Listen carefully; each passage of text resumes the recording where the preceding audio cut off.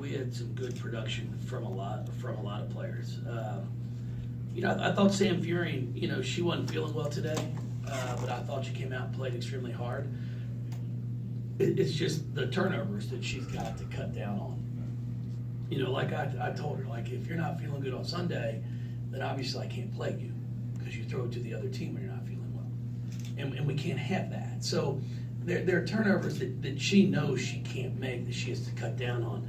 Of our 17 turnovers, I think 11 of them came from our post players. And we've got to get rid of that. They aren't handling the ball enough to get 11 of our 17 turnovers. Yeah, Nick. Is that Nick? Yeah. Hey, if you don't do your job, I'll do it. Don't worry about it. Nick's never on top of things. If you need anything, a credential, please email me first. Okay. He's like that a lot. He can't even do his job. How am I supposed to let him coach too? Are you kidding? No, Nick does a great job. No, for the game overall, our goal is to try to come out here tonight and see if we could get a few more quarters under 9. 9 points or less. That was our focus. The first quarter we had it right there, and then we had some breakdowns. We give up a layup on the sideline out of bounds play. We don't communicate. We give up the 3 with like 52 seconds to go when we'd only given them 9. But those are things that we're going to be able to take the film back and show them. These are the breakdowns that are costing us. We did get a particularly good effort early on out of Taylor Roberts, 0-0, and then it looked like Taylor Williams, number 14, kind of got you off the end of the game. Or those two players you're all kind of keying off for that? Well, it was Wooten first. She's the 14th leading scorer in the country. She averaged 22 a night. So, that was our main focus. I thought she played extremely hard. And then 14, it's a challenge sometimes. It's like, guys, when you've made 3 threes, and it's like you think you might want to guard her now. And, of course, we didn't, because we helped off of her to help onto a non-shooter who didn't shoot it, but threw it to her who did. So it's little things like that we really have got to get better at. You've got to know who you're guarding. And that's my challenge to a few of them. They all want to play more, but I'm like, guys, you have these breakdowns. You're not giving me the confidence to put you out there. Coach, what went into this year's beautiful sweater? I don't want to say ugly sweater. I like that. No, well, I've got to give my wife the credit. She helps me out. I could probably do it myself, just put my own outfit together. Being colorblind, I could bring out some stuff, people, that I'll think looks great, and you'll be like, oh God, that's awful. But I'm fortunate that for all the games, my wife helps me make sure. I really think it's just the fact I don't embarrass her with how I look. So she took care of this for me, and I thought my staff, we try to have fun with this, and I think they did an outstanding job of trying to enjoy the moment of making Ugly Sweater Night a positive evening. What about Sam? Yeah, you look good. Sam, he always, he takes pride in this, and the sad thing is I think that was his suit he got married in, but I'm not sure of it. For him, like, that's pride and joy right there. No, he really, that's a great thing about Coach Purcell. He's got a great personality. He loves what he does. He's fully invested. It doesn't matter what we do, he's invested in it. And the players enjoy it because it's they're always waiting to see what he's going to come out in. Coach, a few days away from one of the biggest non-conference games, if not the biggest non-conference game of the season. Every year it seems to be close. Last year, got up in overtime. Talk about that. Well, going to their place, especially this year. No, we're expecting a great crowd. I mean, Kentucky draws well. They've been a lot of great games that have come down to the wire. I expect the same. They had a tough road trip in Florida, but 2 games that they're leading in and could have gone either way. So I know they're coming back. They're going to be dialed in. They're going to want this win as bad as we are. And I expect it to be a great basketball game. I expect it to be a game There's going to be a lot of runs in it, a lot of ups and downs, and it's a matter of what team can handle it. What team doesn't allow a 2-minute run turn into a 5-minute run? You know, it's 2 or 4 point game, and all of a sudden it goes to 6. Can you cut that off and get it back to 4, or does it go to 12? You know, I think that's where you're going to find out who's going to win or lose this game on Sunday, because I expect it to be a great basketball game. What makes this rivalry so special? Well, good players. You know, it's one thing I go. I mean, you look at men's basketball and us. I mean, Kentucky just dropped out of the top 25 because of their road losses this past. But they're at Florida Gulf Coast. They're at Miami, 2 really good schools. This might be the first time since 2009, when we were not very good after we'd gone to the Final Four and we had all those injuries, that both teams aren't ranked. You know, that's like men's basketball. It's very seldom that both teams are not ranked in the top 15, top 10 in women's basketball. That's what I try to tell everybody. They're like, man, you know, but this sport, they win all the time. They haven't lost. It's like, well, yeah, look at both of our programs. We're top 10, top 15. Games can go either way when you're playing those caliber of teams. And that's what makes it so much fun at the players. You know, they're players that can take over games. This 4-game sequence you played against Tennessee schools, is this something where you're going to have to return the visit to them next year, or how does that set up? No, I think, you know, we went to UT Martin last year. We went to Vandy last year. So now they just returned to us. Middle, we were down there last year. So these are just return games of home and homes that we had done. Coach, 7 players scoring in double figures for your team. How encouraging is that? Well, I think it's great. I mean, I think it shows that we've got the ability to score from many different positions on the floor, and that's what you want. You want depth. I think our shooting percentage is what encourages me, because they weren't all just layups. You know, we go 8 of 17 from the 3-point line. You know, we're showing that we can knock down perimeter shots, because it's one thing we're going to have to do. I think on Sunday, I expect them to mix things up, play different defenses, and we're going to have to recognize what they're playing and then make sure we attack it. They always want to force a bunch of turnovers. You mentioned turnovers earlier. Of course, you guys are forcing a bunch too. How big in the end is that? Ball control is going to be really important.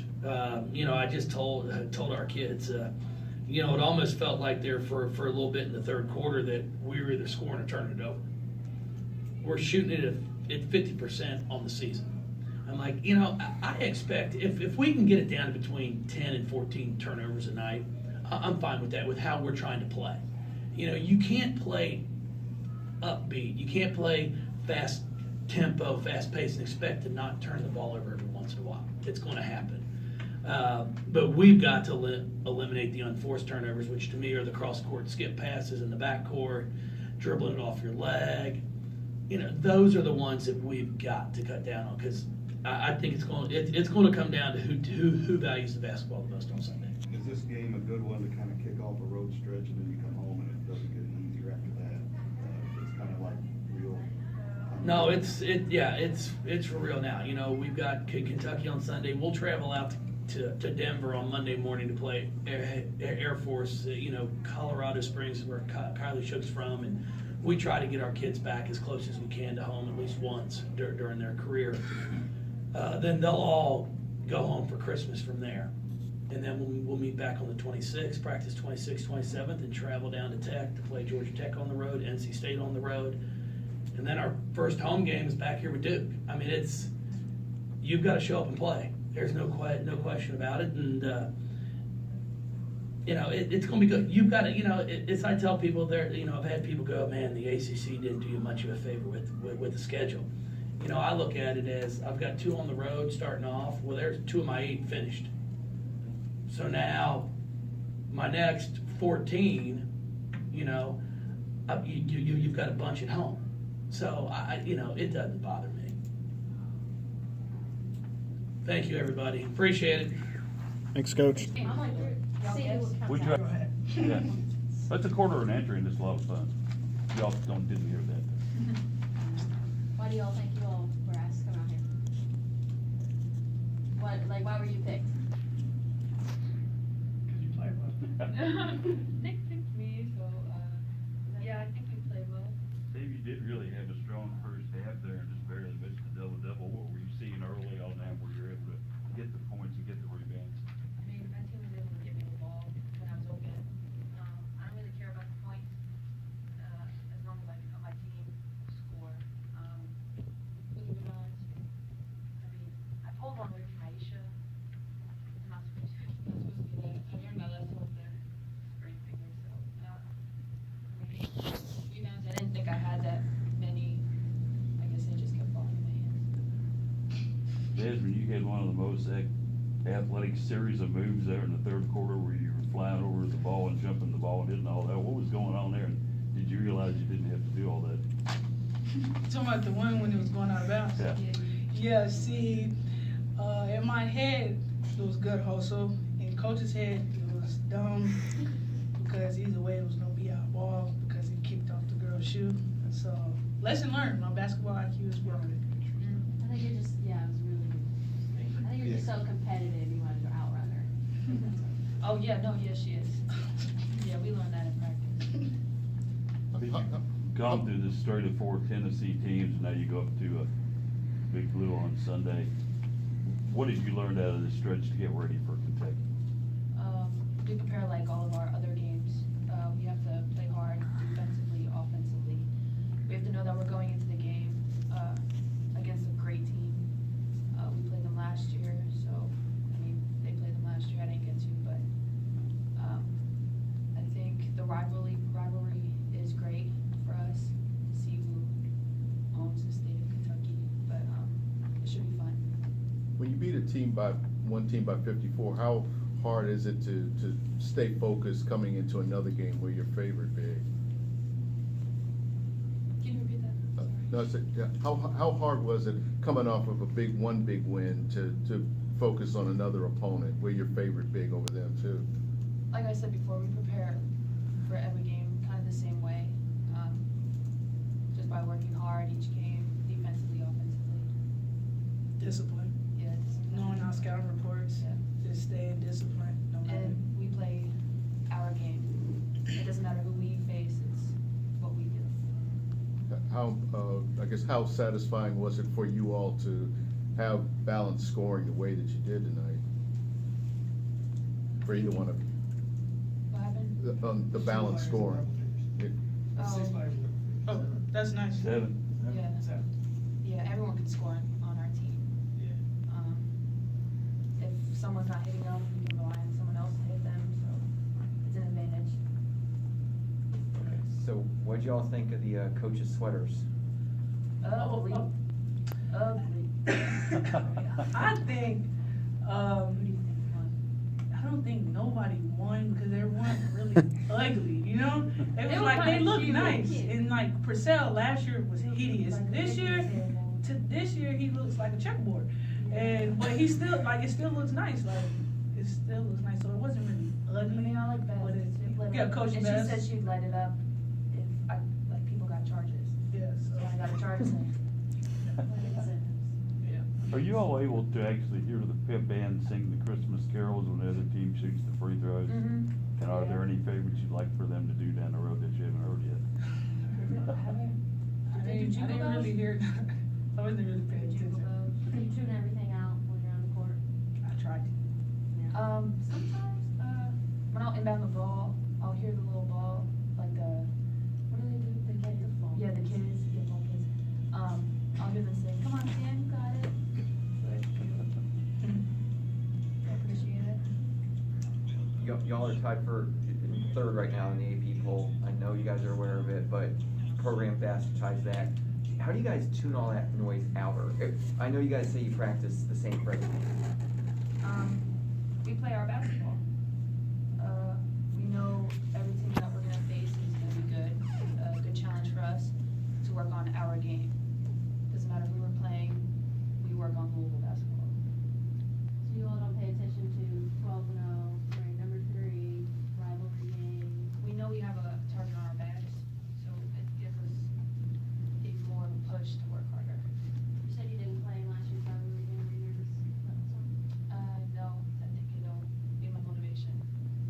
you talk, both of you all talk about what makes this rivalry so special? I mean, obviously, I know it's Kentucky and Louisville, but it's the biggest game of the year, biggest non-conference game of the year for you all.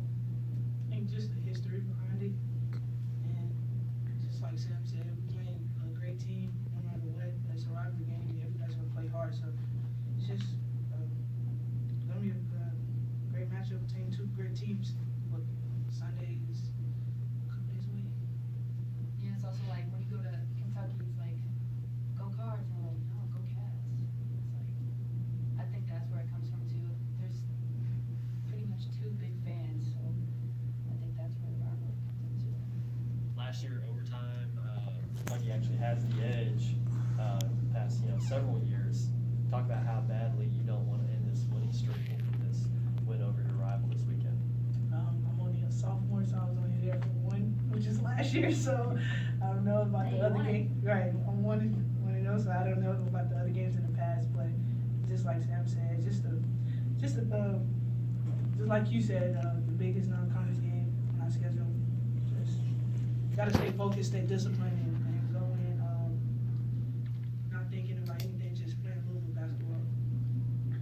Well, the great teams of recent past that went to the championship game, there's no that you had kind of a superstar on that team. This team seems to have a bunch of stars on this team and not a superstar. With the balance scoring tonight, not only do you have 7 players who double figures, but they're all knocking at each other. So it's extraordinarily balanced. Yeah, I think we all know how to play with each other. We know how each other scores. So when we see someone open, we know that they can hit that shot. Like, we know each other's skill sets too. So it's like when someone's going down the floor when they're not supposed to be like, oh, shoot, like, don't do that, So, I mean, we're all pretty balanced and we play well together because we know each other's skill sets. Yeah, I think our chemistry is unbelievable, on and off the basketball court. We love each other like sisters, on and off the court. We'll go to bat for each other. And I think it's amazing. I love this team. I love Sam next to me. It's just amazing how we bond together. It's just awesome. Do you get a special view if you're sitting on the bench? Because I've seen you both do it. You're on the bench, you're still coaching, calling out plays, just keep the other players looking for something. Do you see something that you don't see when you're in the game? Or you can share, or maybe just the younger players, so you're just trying to help them see what you see? I think so. Like, sometimes we'll see, like, when we're on the court, we'll think we're doing everything like Coach is saying, and then when we come out the game, he'll say something like, oh, okay, like, we see it now. We see it. But it's just like when you're on the bench, you're staying focused, you're watching the game, so when you come in the game, you know what's gonna happen. We're aware, like, when the other team is calling out their plays, everybody is calling out on our team because we're in tune, we're just staying in tune, we know the scouting report, and we're just paying attention, great And detail. I think that was a perk for Erica Carter last year. Being a red shirt, she was able to sit on the bench and like view the game and how it works. And coach would like talk to us if people messed up. He'd be like, see, that's not what you're supposed to do. And that way, AC learned, and that's how it all ties together. Happy holidays, Merry Christmas, and Happy New Year, guys. Yes.